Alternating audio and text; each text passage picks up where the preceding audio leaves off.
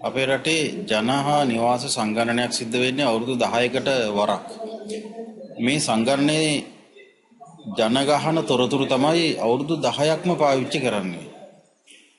නමුත් මේවා යම්කිසි විදියකින් ගණනය කිරීමෙන් ආසන්න අගයකට ගෙන එන ක්‍රම තියෙනවා සංඛ්‍යාන විද්‍යාවේ. නමුත් මේක හරියටම නිවැරදිවම ගණනය කරන්න පුළුවන් ක්‍රමයක් තමයි මේ වීඩියෝ එකෙන් හඳුන්වා දෙන්නේ. මේ ක්‍රමය ලංකාවේ සෑම ප්‍රාදේශීය ලේකම් කොට්ටාශයකම ක්‍රියාත්මක කළොත් හරියටම මේ රටේ ඉන්න ජනගහනය නිවැරදිව ඕනම විටක බලා ගන්න පුළුවන්. ඒක කරන හැටි ප්‍රාදේශීය ලේකම් කාර්යාලය මට්ටමින් කරන හැටි මේ වීඩියෝ එකේ ඔබට මම අරන් එනවා. ඔබේ ප්‍රාදේශීය ලේකම් කොට්ටාසේ ජනගහනය නිවැරදිව තක්සේරු කිරීම සඳහා සකස් කරන ලද සිස්ටම් එකේ හඳුන්වා දීම මේ කරන්නේ. මේ ඔබ දකින්නේ මේ සිස්ටම් එකට යන ලින්ක් එක කොට්ටාසේ ජනගහනය.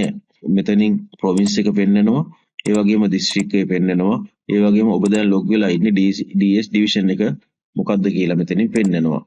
මේ පද්ධතියට තොරතුරු ඇතුළත් කළ හැක්කේ ඒ ප්‍රාදේශීය ලේකම් කාර්යාලයේ ඒ සඳහා මේ පද්ධතියට අසයින් කරන ලද නිලධාරියෙකුට පමණයි.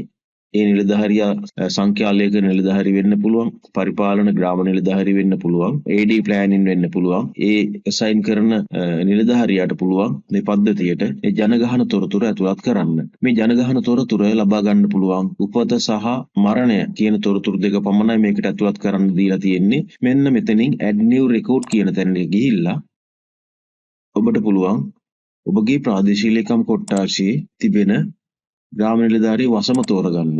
අපි හිතමු මේ ග්‍රාම නිලධාරී වසමේ උපතක් සිද්ධ වුණා පිරිමි දරුවෙක්ගේ. ඒක අපි හිතමු මේ සතිය 2ක් කියලා. මෙන්න මේ විදිහට ටයිප් කරලා මෙතනින් save record කියලා දෙන්න පුළුවන්. දුන්නට පස්සේ ඔබට පේනවා ඇති ඒක දැන් මෙතනට එකතු වෙලා. ඒ වගේම තමයි අපි හිතමු වෙනත් ග්‍රාම නිලධාරී වසමක සිද්ධ වුණා මරණයක් කාන්තා කෙනෙක්ගේ එකක් කියලා. මෙතන save record කියලා දෙනවා. දැන් ඔන්න මේ දෙක විතරක් මේ සිස්ටම් එකේ තියෙනවා. අපි බලමු දැන් මේ ජනගහනය කොහොමද කියලා. view කරන තැන තියෙනවා. මෙන්න මෙතනින් ගිහිල්ලා බලන්න. ඒ ජනගහනය. මෙතන total births දැන් දෙකක් කියලා අවිල්ලා තියෙනවා. total deaths එකක් ඇවිල්ලා තියෙනවා. ඉතින් current population එක මේ කොට්ටාශයේ එකයි. එතකොට මේ population එක විහිදිලා තියෙන්නේ මොන ග්‍රාම නිලධාරී කොට්ටාශවලද? එහෙම නැත්නම් මොන ග්‍රාම නිලධාරී වසම් වලද කියලා මේ ටේබල් එකෙන් බලා ගන්න පුළුවන්. ඒ වගේම මේ වගේ තැනකින් ඒකේ ඩීටේල්ස් ටික බලා ගන්න පුළුවන් කාන්තා පිරිමි සම්බන්ධව.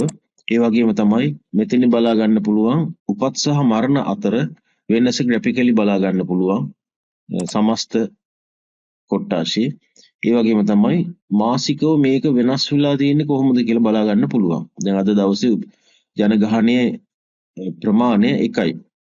සමහර විට හෙට ඇතුළත් කළොත් එහෙම හෙට මේක වෙනත් ඩොට් එකකින් බලා ගන්න පුළුවන්. මෙන්න මේ විදිහේ ප්‍රස්ථාරයක් ඇඳීගෙන යන්න තමයි මේ පද්ධතිය හදලා තියෙන්නේ. ඒ වගේම දැන් ඔබට පේනවා ඇති මෙම පද්ධතියට මේ තොරතුරු ඇතුළත් කරන්න කලින් ඔබ යම්කිසි විදිහකින් දන්නා වූ තොරතුරක් තියෙනවා. ඒ තමයි ඉනිෂියල් පොපියුලේෂන් එක. දැනට අද වෙනකොට මේ කොට්ටාශයේ පවතින සම්පූර්ණ පොපියුලේෂන් එක.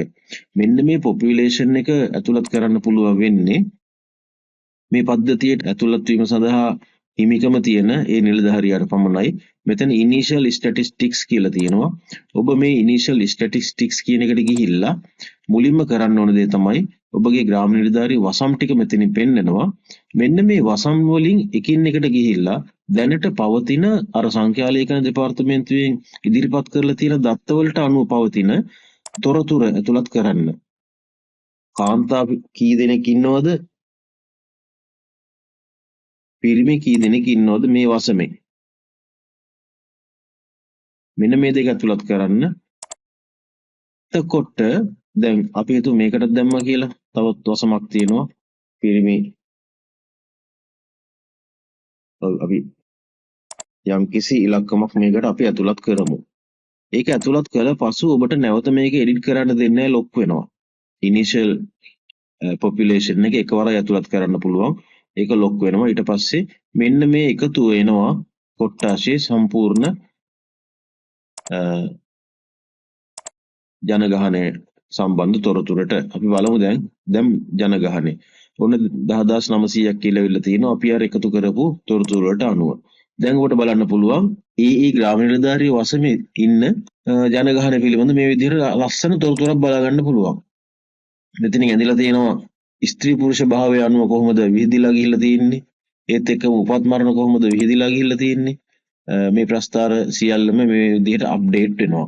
ඉතින් ලංකාවේ හැම ප්‍රාදේශීය ලේකම් කොට්ටාශයකම මේ විදිහට අප්ඩේට් කළා නම් ලංකාවේ ජනගහනය රියල් ටයිම් බලා ගන්න පුළුවන් බව ඔබට දැන් තේරෙන්න ඕනේ. ඉතින් වසර 10කට වරක් කෙරෙන ජනහා නිවාස සංගණනයක් අවශ්‍ය වෙන්නේ නැති තැනකට මේ පද්ධතිය දියුණු කර ගැනීමෙන් පත් කර ගන්න පුළුවන්. මේ පණිවිඩය අදාළ බලධාරීන් වෙත රැගෙන යන්න කියන ආරාධනයත් මම කරනවා. මේ පද්ධතිය තවදුරටත් මේ රටට ඕන විදිහට දියුණු කර දෙන්නත් මට පුළුවන්. වසර 10කට වරක් ශ්‍රී ලංකාවේ ධනය කෝටි ගණනක් වියදම් නොකර ඉතාමත්ම සරල ආකාරයකින් රටේ ජනගහනය ඕනෑම මොහොතක දැක බලා ගන්න පුළුවන් පද්ධතියක් මේක. මේ පද්ධතිය පවත්වාගෙන යන ආකාරය පිළිබඳව මම පැහැදිලි කළේ. ඉතින් මේ පද්ධතිය සෑම ප්‍රාදේශීය ලේකම් කාර්යාලයකටම හඳුන්වා දෙන්න අවස්ථාව දුන්නොත් ඒ මගින් පුළුවන් මේ රටේ මුදල් කෝටි ගණනක් ඉතුරු කරන්න. එහෙමනම් ඔබ ප්‍රාදේශීය ලේකම් කාර්යාලයටත් ආරාධනා කරනවා මේකට දායක වෙන්න කියලා.